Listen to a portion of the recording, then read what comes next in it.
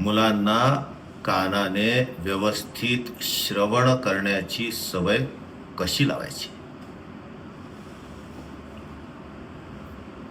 मुलांना संगीत, सुमधुर स्वर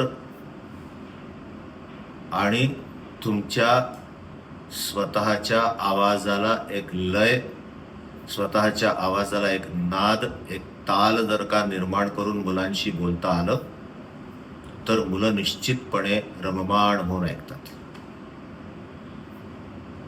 एक राजा होता, एक राणी होती, त्यांचं राज्य होतं, असं घाईघाईने बोलून सपाट सूर ठेवून मुलांना कथांमध्येही इंटरेस्ट येत नाही.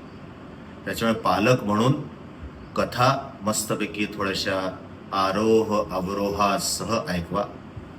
चांगले चांगले किस्से इंटरेस्टनी त्यांना ऐकवा.